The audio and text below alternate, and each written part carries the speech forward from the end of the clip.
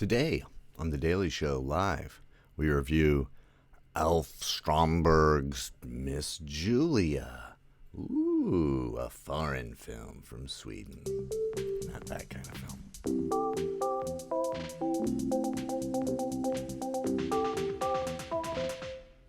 Okay, yeah, it's Miss Julie. I had not even heard of this movie. It's another one from the Criterion Collection, but I was looking at that 93 favorite films of Stanley Kubrick, and this was in there. And so I was like, well, you know what? He's probably right. And he also pointed me, that list pointed me into the direction of Young Torless, which is amazing, which was that one I really liked. This, not quite as good, but still very good. 1951, Alf Stromberg, S-J-O with umlauts over it, so I'm not sure if I'm saying that correctly.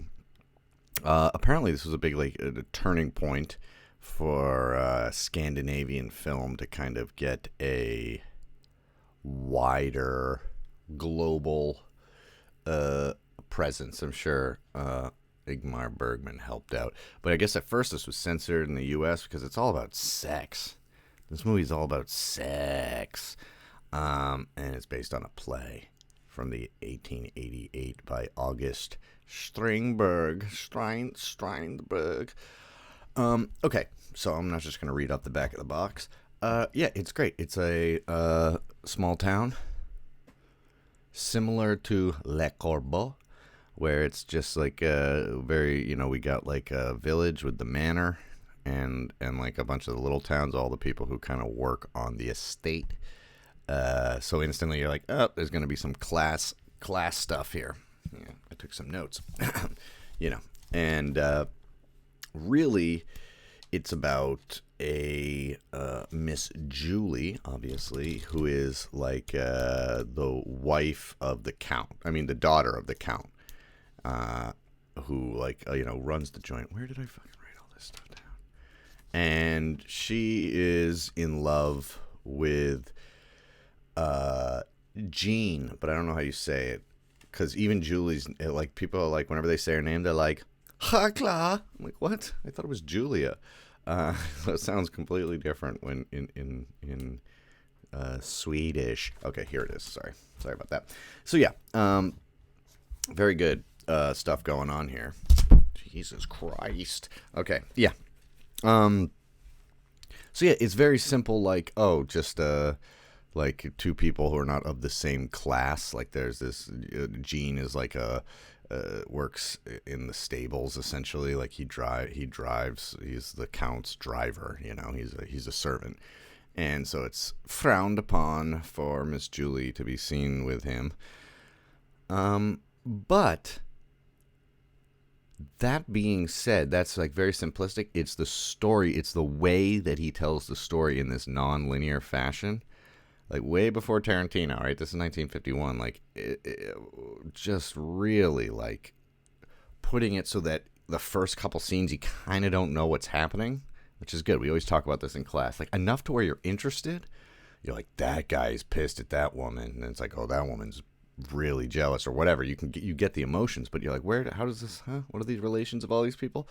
And you don't even like fully get it. Not that there's like surprises. It's not like a Shyamalan movie or whatever where at the end it's like bam, they hit you something, but like you fully understand all the relationships by the very end. And that's kind of what it is it's like the unfolding of these characters while making comments on the sexes, battles of the sexes, and strengths and weaknesses of each sex, if you want to paint it with a broad brush.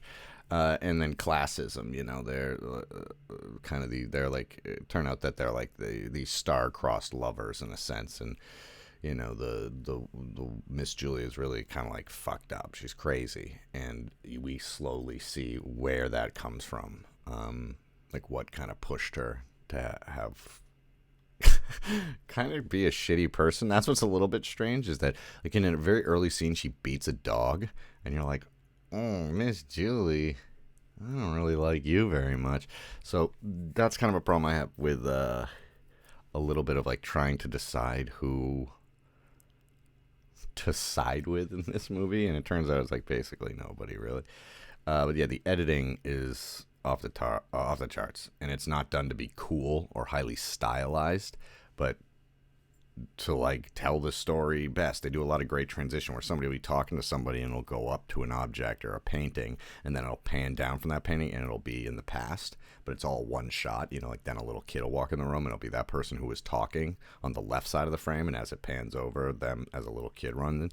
So I know Kubrick loves that stuff. So I think that makes sense. Then the other reason is the like vein of madness that is woven through this movie. Characters with like severe mental illness and suicidal tendencies, and just kind of derangement. And there's even a point where there's a character doing the like Kubrick stare, and I was like, oh yeah, okay. Even your favorites take things. Even the guy you think is the most original. I'm not saying he stole it, but it's like you saw that. So what I like about it is it's simple. Like it's just a few characters interacting, which I guess you could say about most movies, but it's not like hugely convoluted plot. It's just there are these two people, and like society says they shouldn't be together. And if everything could just be as it was, they'd probably just be a fine couple. But because of all these like facades, everything gets convoluted and ruined. It's very anti class. It's probably like some sort of communist movie now that I think about it in a way. Yeah, and it does that high and low that I like a lot, that I've talked about. Like The Simpsons can make like a fart joke, and then they can make like a Chaucer joke like in the same line, and it's great. They don't really make a lot of fart jokes, but they burp jokes are better. What the fuck are you doing, Odie? Hey, what's that? You can't eat that. All right, it's empty. Go ahead. All right. Is it empty? Yeah. All right. She found a little piece of trash. It's a Ritz crackers thing. Like, I keep them on my side table, so if I'm hungry in the middle of the night, I can have a little peanut butter Ritz crackers thingy. Oh yeah. All right. That's too loud, dude. I'll give it. Oh fuck it. Whatever. She's just shredding it to pieces. There's no crackers anymore. Anyway, it does that high load thing where it's all about sex, but it never once do we see anybody have sex in it.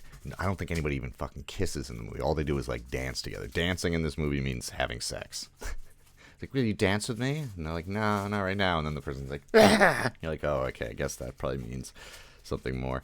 So they're able to blend all that stuff without being vulgar, right? Even though, yeah, like right off the bat, I was like, whoa, this is like all about sex, huh?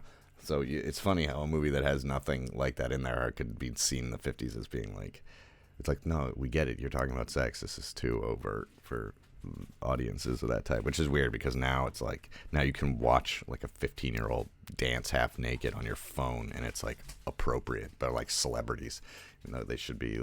Everybody should be in jail. Who invented that app? Okay. Midsommar. It's got a bit of a Midsommar vibe, that movie from a year ago. All right, Odie, that's enough of that. That's enough.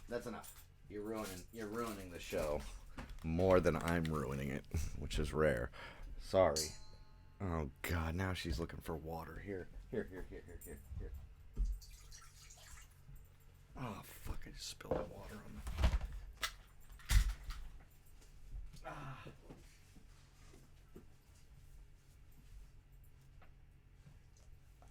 Odie, what are you doing to me?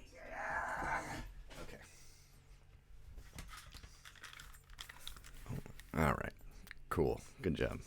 Good job, Odie. Anyway, yeah, it's got a little bit of a midsummer feel because it's taking place at the Midsummer's Eve, whatever, holiday festival, and like the very first shot is the maypole being raised, and there's all these close-ups of women going, ooh. And you go, oh, that's a cock. Nice. It's got a little bit of Slumdog Millionaire in there. There's even an outhouse scene. Little Romeo and Juliet. Yeah, there's just like a real dark side to it, though. And like the fact that it like kind of tells the story in reverse. Like we see their backstories like near the end of the movie. That makes sense. Like why they feel the way they do, and how they're like what their actual relation is and what their history is. And it just makes it feel more like real humans, organizing your story in a way to make it most engaging. You could have told it linearly, and if it was a book, it'd probably work out great that way, but I think you would have lost people by not starting it with like kind of a conflict where you go, ooh, I want to backtrack and figure out like what brought these characters to this point. But modern audiences would be pretty turned off by it. I think they would think it's boring, you know, because not a lot happens. And I was a little bit bored in the middle. I was like, all right. Once you realize, like, there's not even going to be a duel or anything in this movie, you know, which is fine. You just got to, like, adjust your brain a little bit because, obviously, shows and movies now are so, like, over the top and being like, look at this, look at this. I blame Breaking Bad. No, just kidding. Okay, let's do a little bit of musica. I recommend Miss Julie. Probably not a purchase, but I'm just gonna keep evolving this track.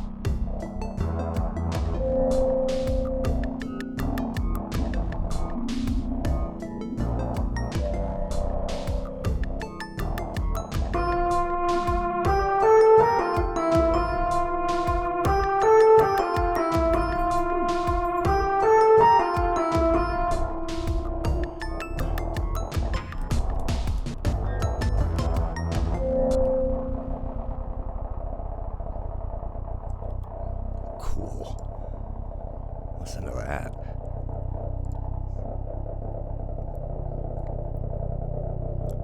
Cool. Let's see if I can bend that.